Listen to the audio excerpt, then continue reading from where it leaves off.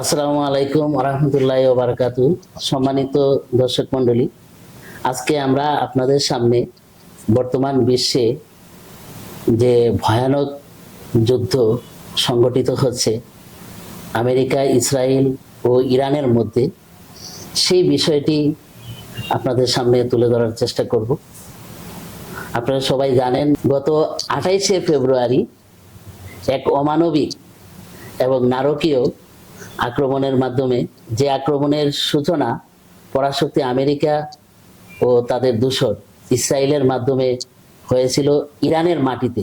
দর্শক মণ্ডলী, এই যুদ্ধের সূচনার কয়েকদিন পরে অর্থাৎ 6ই মার্চ আহমদিয়া মুসলিম জামাতের খলিফা, পঞ্চম খলিফা হজরত মির্জা মাসরুর আহমদ আয়াদুল্লাহ তাআলা বিন নাসির আজিজ এই যুদ্ধ নিয়ে তার ঐতিহাসিক বিখ্যাত খুতবা প্রদান করেছেন, যার মধ্যে এই যুদ্ধের প্রেক্ষাপট, এই যুদ্ধের প্রকৃত অবস্থা, যুদ্ধের উদ্দেশ্য এবং যুদ্ধের কি ভয়াবহ পরিণাম হতে পারে, এই সব বিষয়ে তিনি তার খুতবায় তুলে ধরেছেন।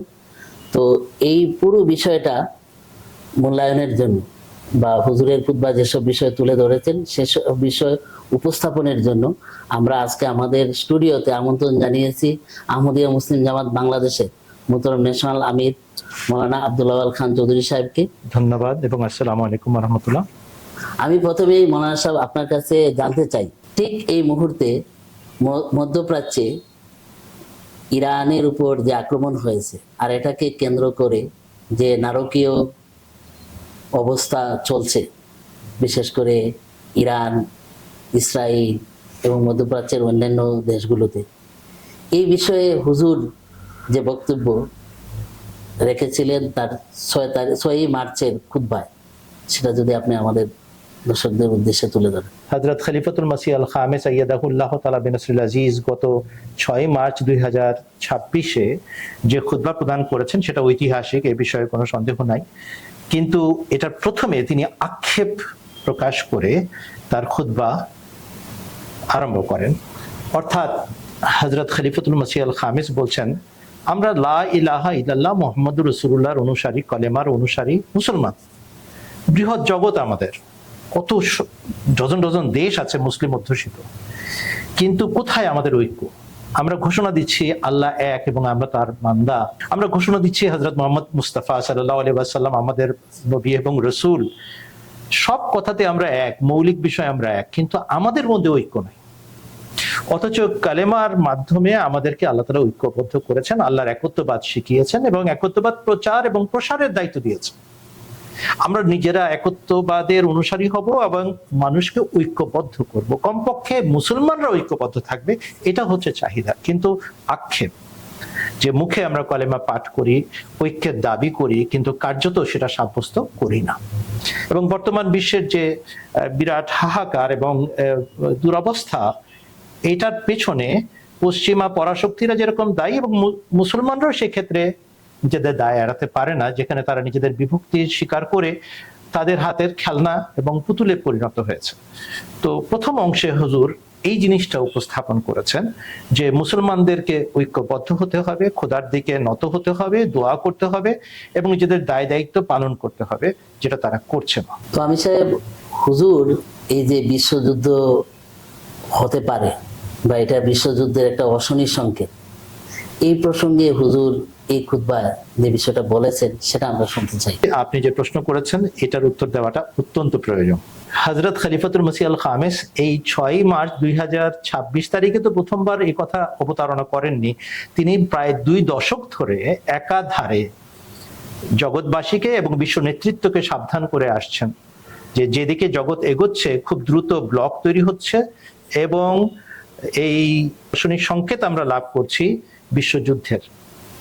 আমার স্পষ্ট মনে আছে ওই যে যখন আমরা খেলাফত শতবার্ষিকী উদযাপনের প্রস্তুতি নিচ্ছিলাম, তখন থেকে কিন্তু হুজুর এই কথাটা বলে এসছেন এবং ইউকে পার্লামেন্টের বক্তব্যে 2008 সালে তিনি বিশ্বযুদ্ধের কথা উচ্চারণ করেছেন যে এটা আসতে যাচ্ছে।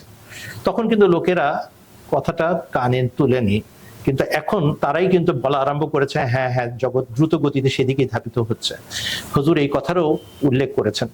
তার মানে হচ্ছে যে জগতে ঐক্য এবং ভালোবাসা ভ্রাতৃত্ব বজায় রাখার জন্য বিশ্ব নেতা হিসাবে যুগ খলিফা সাবধান করে এসেছেন এবং মানুষকে তাদের দায় দায়িত্ব স্মরণ করিয়ে এসেছেন।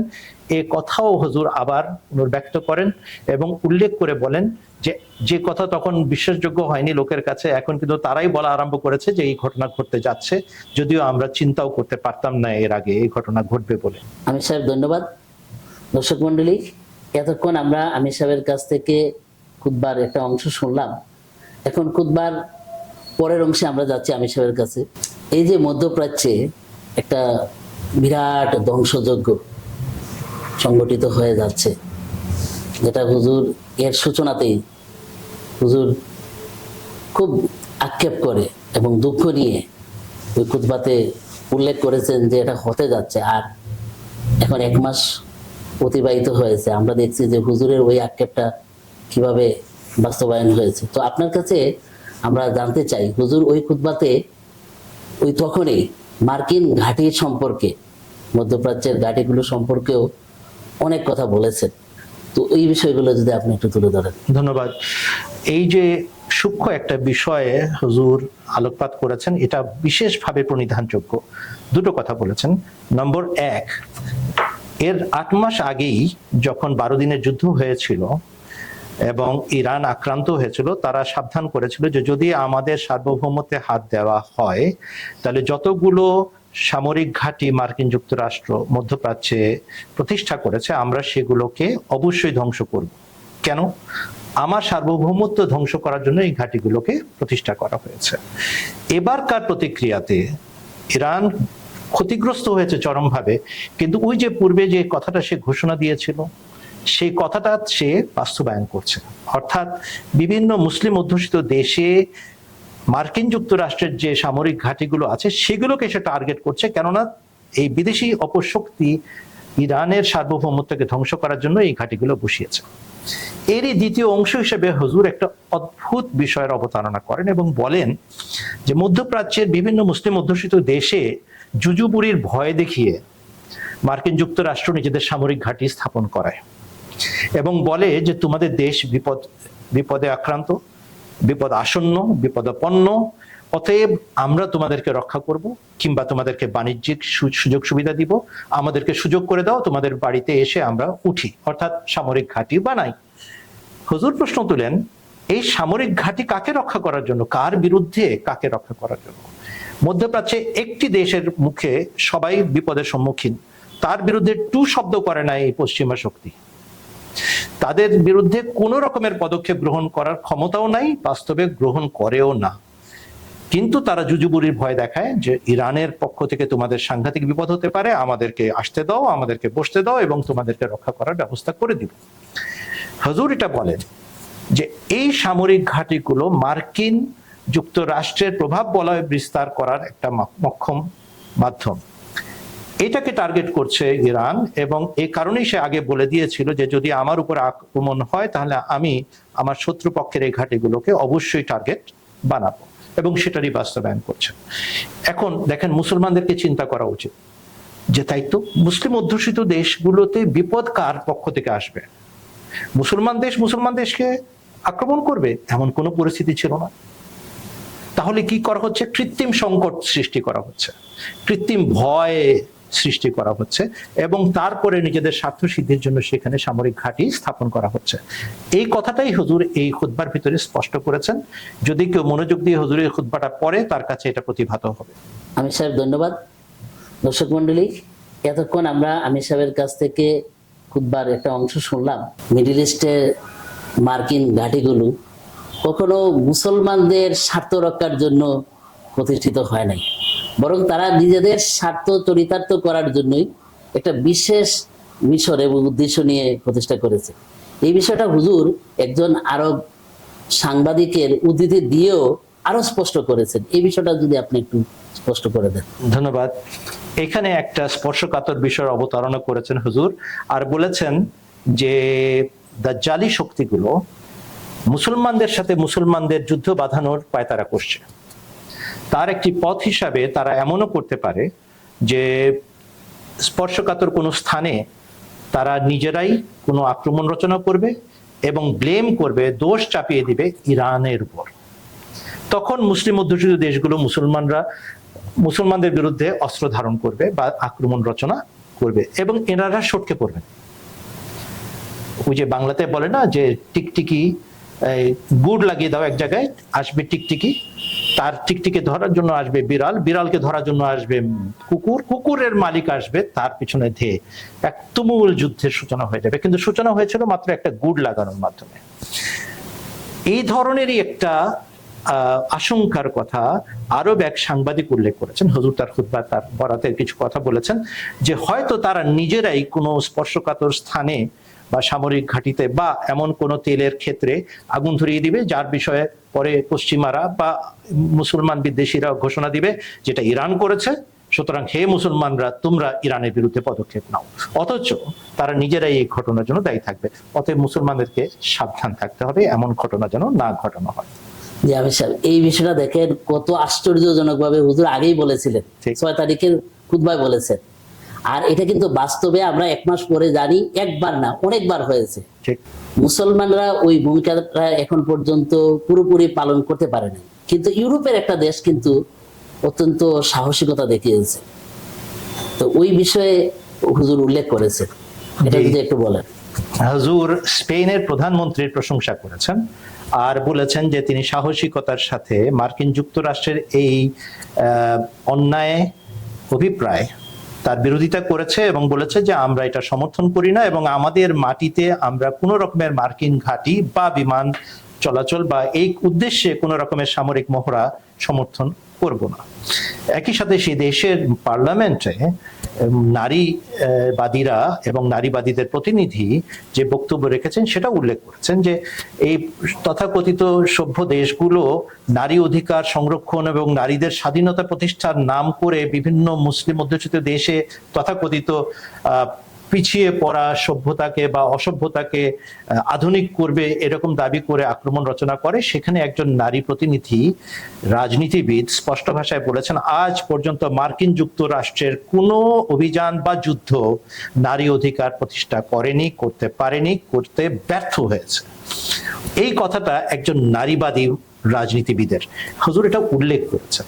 অর্থাৎ দাজ্জালি ফিতনা যতগুলো বেশ ধারণ করে সভ্য সেজে মানুষকে বিভিন্ন কথা বোঝানোর চেষ্টা করে সেগুলোকে নগ্ন করে প্রকাশ করে দিয়েছেন খলিফায়ে ওয়াক্ত এবং বরাত দিচ্ছেন এবং উদ্ধৃতি দিচ্ছেন পশ্চিমা নেতৃবৃন্দের যে দেখো এই ঘটনা কেবল আমাদের চোখে ধরা পড়ছে না, এই বিষয়টি ধরা পড়ছে পশ্চিমাদের চোখেও, যাদেরকে এখনো আল্লাহ তাআলা সৎসাহস দিয়ে রেখেছেন। মুসলমানদের কি করণীয় এ বিষয়ে কিন্তু হুজুর পুরো গাইডলাইন দিয়েছেন, তো এই বিষয়টা যদি একটু তুলে ধরেন। হুজুর নীতিগতভাবে কোরআন শরীফের সূরা হুজুরাতের 10 নম্বর আয়াতের উল্লেখ করেছেন। এছাড়াও আরেকটি আয়াত একই সূরার উল্লেখ করে বলেছেন যে মুসলমানদের নিজেদের মধ্যে সংশোধন এবং আত্মশুদ্ধির চেষ্টা করা উচিত এবং সঠিক মূল্যায়ন করা উচিত। এছাড়া বলেছেন যে দুই পক্ষ, মুসলমানদের দুই দল যদি পরস্পর বিবাদে লিপ্ত হয়, দ্বন্দ্ব বিবাদ যুদ্ধে লিপ্ত হয়, তখন কি করণীয় সেটাও কিন্তু সূরা হুজরাতের 10 নম্বর আয়াতে বলা আছে ইন তাইফাতান মিনাল মুমিনিনা ইকতাতালু ফাসলিহু বাইনাহুমা ফাইন বাগাত ইহদাহুমা আলাল উখরা ফাকাতিলুল্লাতী তাবগী হাত্তা তাফিয়া ইলা আমরিল্লাহ ফাইন ফাত ফাকসিতু বাইনাহুম বিল আদলে।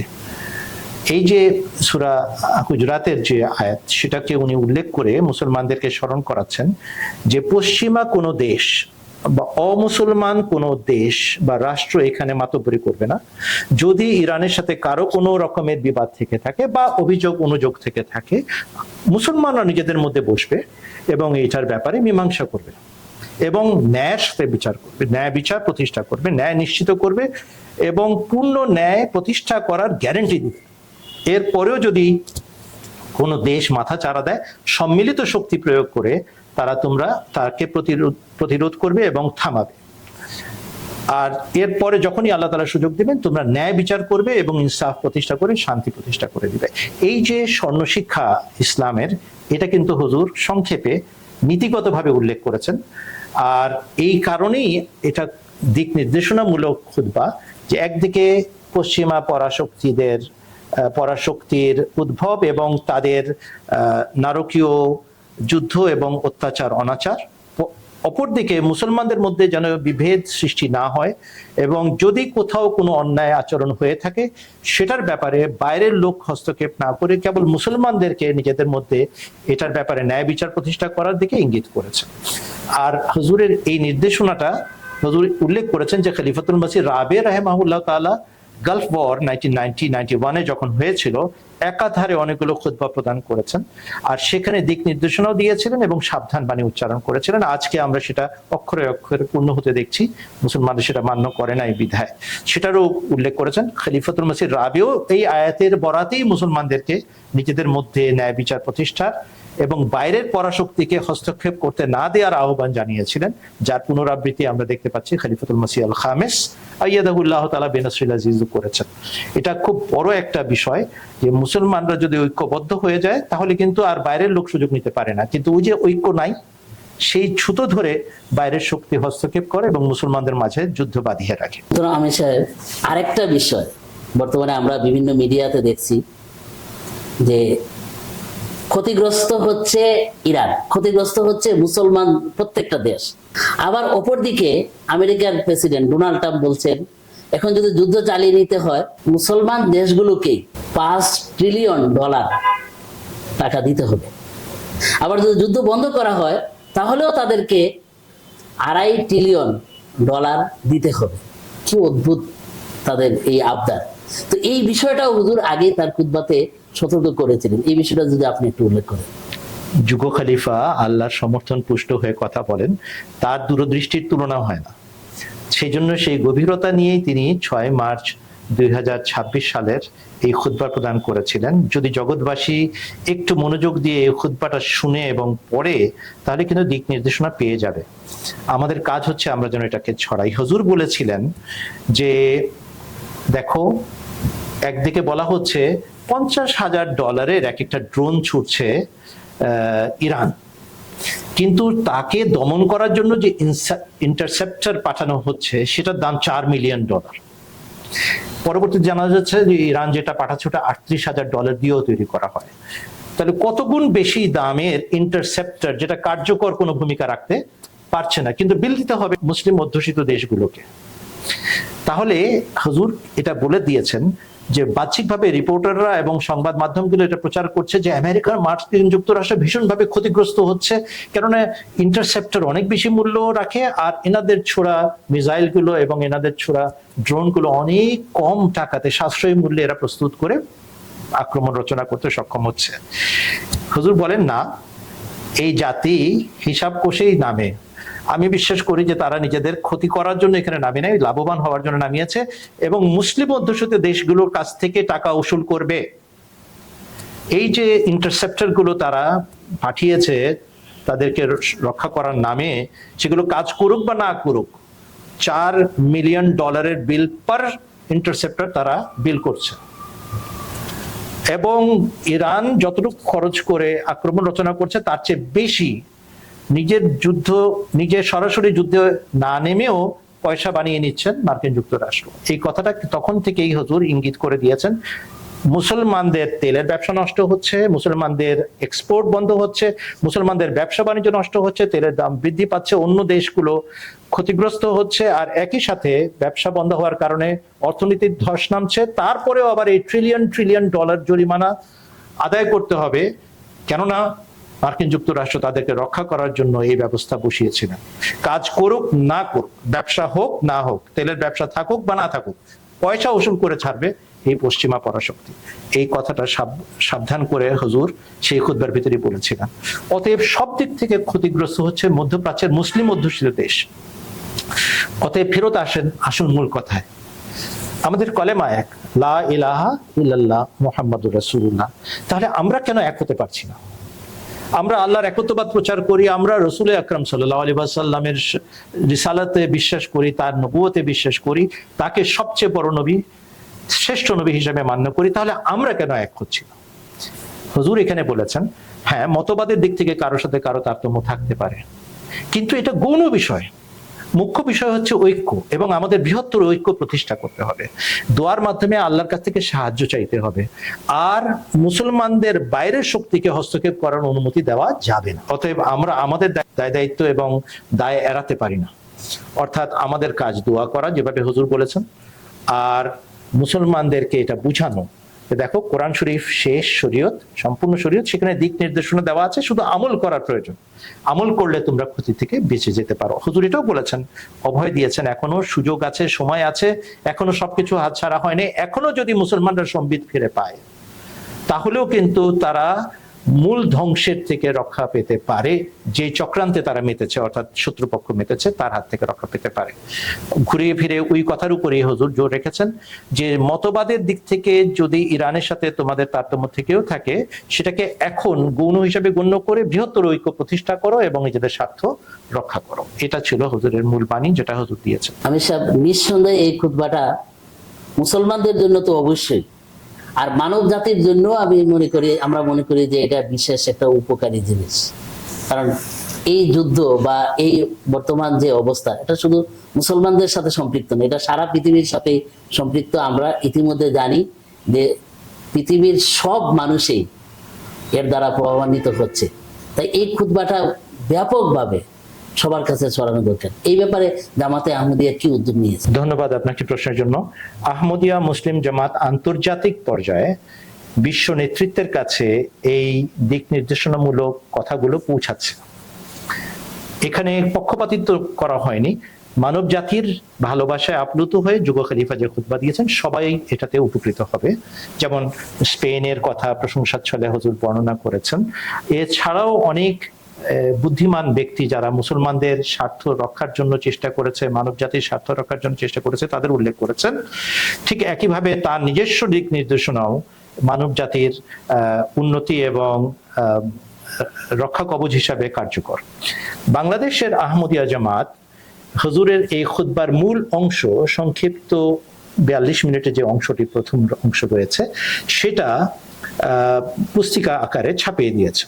কেবল পুস্তিকা আকারে ছাপায়নি, বরং গণমাধ্যমগুলোতে এই খুতবার বিষয়বস্তু সারাংশ হিসেবে পাঠিয়েছে, এবং আল্লাহ তাআলার ফজলে বেশ কয়েকটি গণমাধ্যমে আমরা এই জিনিসটাকে প্রচার করার সৌভাগ্য লাভ করেছি।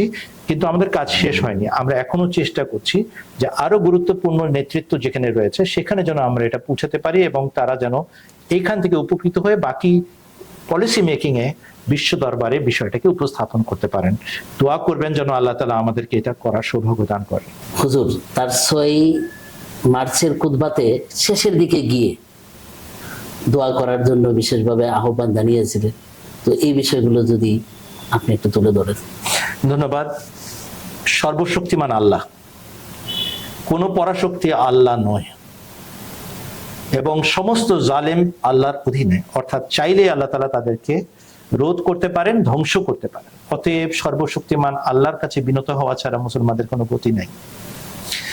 হুজুর আইয়াদাহুল্লাহ তাআলা বিনাসরিল আজিজ বলেছেন, এই রমজানের পবিত্র মাসে কেবল ব্যক্তিগত স্বার্থে দোয়া করবেন না, কেবল নিজ পরিবারের জন্য দোয়া করবেন না, বরং বৃহত্তর উম্মতে মুসলিমার জন্য দোয়া করেন। আল্লাহ যেন আমাদের সংশোধন করেন এবং ঐক্য প্রতিষ্ঠা করেন, এবং আমরা যেন সম্বিত ফিরে পাই, দায় দায়িত্ব সম্পর্কে সচেতন হয়ে নিজেদের স্বার্থ রক্ষায় এগিয়ে আসি। এই কথাটা হুজুর এই খুতবার শেষাংশে, অর্থাৎ মূল খুতবার শেষাংশে ওই স্মৃতিচারণের অংশের আগে বর্ণনা করেছিলেন। এই কারণে আমি মনে করি যে আমরা যারা আহমদী মুসলমান, আমাদের দায়িত্ব অনেক বেড়ে যায়। আমরা যেন দোয়া করি, রব্বে আসলেহ উম্মাতা মুহাম্মাদিন, রব্বে আসলেহ উম্মাতা মুহাম্মাদিন, রব্বে আসলেহ উম্মাতা মুহাম্মাদিন। হে আমার আল্লাহ, হে আমার আল্লাহ, তোমার প্রিয়তম রাসূল হযরত মুহাম্মদ সাল্লাল্লাহু আলাইহি ওয়াসাল্লামের দোহাই তার জাতির মাঝে সংশোধন করে দাও। তারা যেন নিজেদের মধ্যে ঐক্য প্রতিষ্ঠা করে, সংশোধন করে, এক হয়, তোমাকে ডাকা শিখে, তোমার সাহায্য নেওয়া শিখে। হে আল্লাহ, আমাদেরকে সেই দিন দেখাও। একই সাথে আরো অনেক দোয়া আছে যেগুলো মুসলমানদের স্বার্থ রক্ষার জন্য করা যেতে পারে। যেমন একটি দোয়া আমি উল্লেখ করতে চাই, আল্লাহুম্মা আনসুর মান নাসারা দীন মুহাম্মাদিন সাল্লাল্লাহু আলাইহি ওয়াসাল্লাম ওয়াজআলনা মিনহুম ওয়াখযুল মান খাযালা দীন মুহাম্মাদিন সাল্লাল্লাহু আলাইহি ওয়াসাল্লাম ওয়ালা তাজআলনা মিনহুম। এই ধরনের আরো দোয়া আছে, সেগুলো করা দরকার। রাসূল আকরাম সাল্লাল্লাহু আলাইহি ওয়াসাল্লামের দোহাই দিয়ে আল্লাহর কাছে সাহায্য চাইলে আল্লাহ কবুল করেন। আমাদের দায়িত্ব মুসলমান হিসাবে যেন আমরা মুসলমানদেরকে কাছে টানি এবং তাদেরকে তাদের দায়িত্ব স্মরণ করাই এবং হুজুরের ডাকে সাড়া দিয়ে আল্লাহর কাছে সিজদা বনত হই। পাশাপাশি মুসলমানদের কাছে হুজুরের এই যে খুতবা, যেটা আমরা বাংলাতে ছাপিয়ে দিয়েছি, মুসলমান নেতৃবৃন্দের কাছে যেন পৌঁছাই এবং এই কথাটা যেন বৃহত্তর পরিসরে ছড়িয়ে দেওয়ার ব্যবস্থা করি। আল্লাহ তাআলা আমাদের সৌভাগ্য দান করুন। আমির সাহেব, আপনাকে ধন্যবাদ। আপনি হুজুর আয়াতুল্লাহ তাআলা বিন নাসির আজিজের খুতবাটা খুব সুন্দরভাবে দর্শকদের সামনে উপস্থাপন করেছেন, তুলে ধরেছেন। আল্লাহ তাআলা আমাদেরকে এই সৌভাগ্য যেন দেন, আমরা যেন সবাই সম্মিলিতভাবে দোয়া করি এবং মুসলিম উম্মাহ যেন সম্মিলিতভাবে সেই পদক্ষেপ গ্রহণ করে, যাতে এই বিপদ থেকে তারা বের হয়ে আসতে পারে। এই প্রত্যাশা রেখে, এই দোয়া করেই আমরা আজকে সম্মানিত দর্শক মণ্ডলী আমাদের এই অনুষ্ঠান শেষ করছি। আসসালামু আলাইকুম ওয়া রাহমাতুল্লাহি ওয়া বারাকাতুহু।